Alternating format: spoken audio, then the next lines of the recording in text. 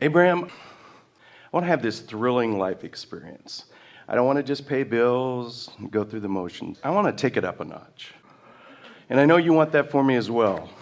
And I would say for the majority of the time, I do that. But Is taking it up a notch having more fantastic manifestations? We just want to get a sense of what you mean.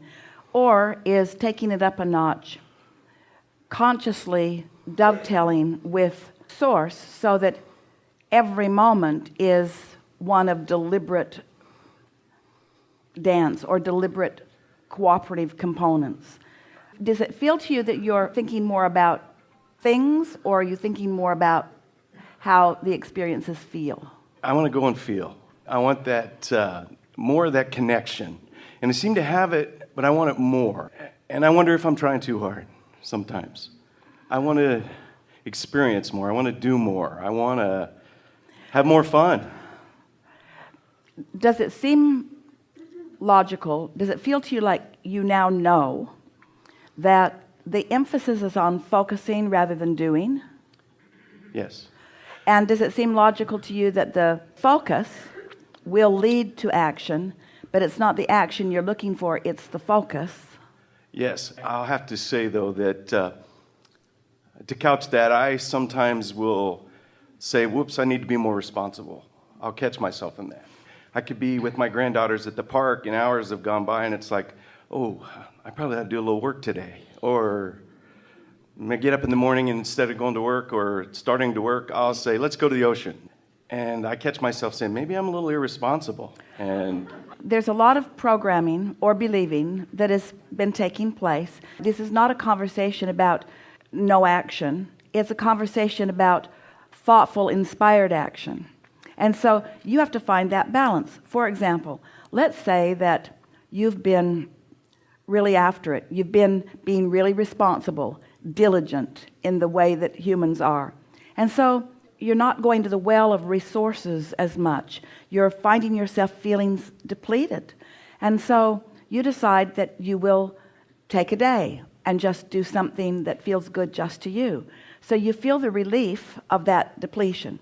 So then let's say you're at the beach. Let's say in this example that you're even by yourself. So you're at the beach, you're by yourself, you relax a little bit, and then thoughts begin to flow to you. And you feel good. The thoughts that are coming are just flowing easily into your mind. They feel good when you think them. You don't really feel like jumping right up and putting anything to action right now, although you can imagine yourself doing that. And so under these conditions, you're really in balance. Your contrast caused you to want something different. You went and you followed the inspiration and found something different, and you are now more in vibrational balance in your ease and relief on the beach than you were when you were pushing so hard and feeling depleted. In other words, the beach is replenishing you. But now let's say that you're lying there and you're actually thinking thoughts about what you should do, and you're resisting those thoughts. I should be doing this, but I don't want to do it. I should be doing this, but I'm tired. Well, now your beach replenishment is over, because now you're using your mind to split your energy again. So you might as well be at work depleting yourself than on the beach worried about. And so it isn't about the action, it's about how you feel. You could be at work doing something that you really enjoy doing, so tuned in and tapped in and turned on that the ideas are flowing. You could be as replenished at work as you are on the beach. You could be on the beach so bored and feeling uncomfortable about what you're not doing that you're getting no replenishment on the beach, even though you're offering no action. So it doesn't matter what you're doing, it only matters how you're feeling. And so what we would do if we were standing or lying on the beach in your physical bathing suit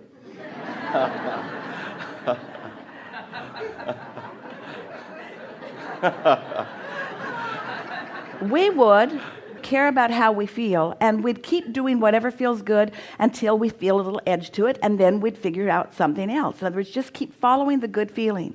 Keep following the good feeling. Esther and Jerry would go to the beach in La Jolla, beautiful rocks. They loved to go and lay on those rocks, and they would put themselves out in the sun, and within about 10 minutes, Jerry's fingers were thumping on the rock because he was thinking of things that he wanted to get up and do. And Esther would say, "It's about over, isn't it?"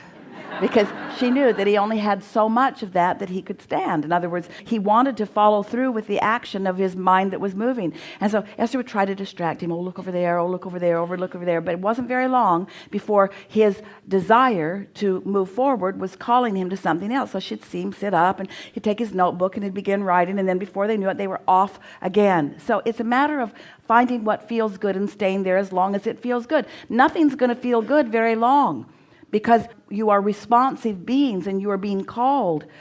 And so the thing that we really want to emphasize is, if you are so depleted that you need a day off, you're not thinking right when you're doing whatever it is that you're doing that's causing the depletion.